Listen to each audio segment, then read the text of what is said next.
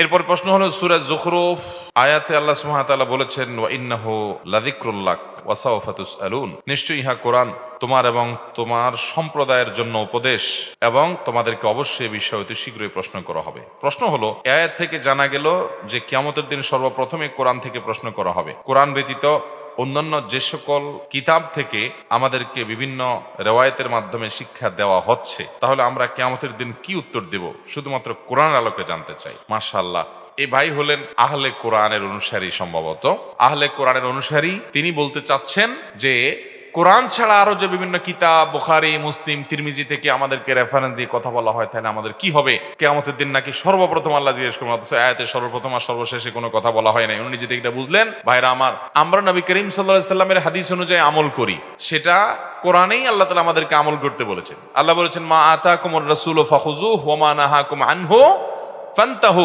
তোমাদেরকে রাসূল যা দিয়েছেন সেটাকে আঁকড়ে ধরো। আল্লাহ কোরআনে বলেছেন, আতিউল্লাহ ওয়া আতিউর, তোমরা আল্লাহর আনুগত্য করো এবং রাসূলের। কোরআনের যত জায়গায় আল্লাহ তার আনুগত্যের কথা বলেছেন, সব জায়গায় রাসূলের আনুগত্যের কথাও বলেছেন। সুবহানাল্লাহ। এখান থেকে বোঝা গেল যে নবী করিম সাল্লাল্লাহু আলাইহি সাল্লামের আদেশ নিষেধ মানাটা সেটা কোরআনেরই নির্দেশ।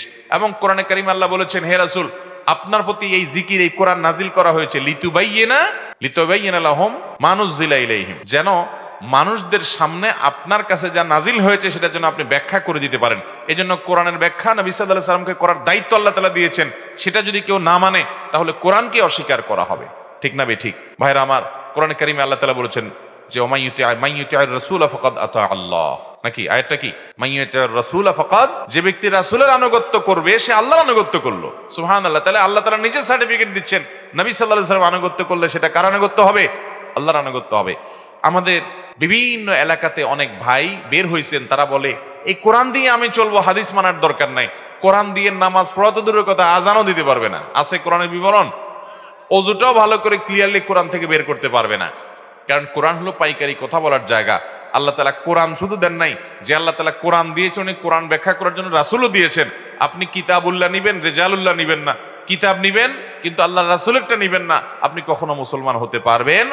পরিষ্কার ভাবে বলে রাখি, যে সমস্ত ভাইরা বিভ্রান্তিতে আছেন, আমি শপথ করে বলতে পারি আমার শপথ ভঙ্গ হবে না। এগুলো সবগুলো ইহুদি খ্রিস্টানদের ষড়যন্ত্র। মুসলমানদেরকে ইসলাম থেকে বিচ্যুত করবার জন্য হাদিস থেকে সরায় কোরআনে নিয়ে আসে। কারণ শুধু কোরআনে সে হাতায় কিচ্ছু পাবে না, একটা সময় সে বেঈমান হয়ে যাবে। এই ভয়ঙ্কর ষড়যন্ত্র থেকে আল্লাহ আমাদেরকে বেঁচে থাকার তৌফিক দান করুন।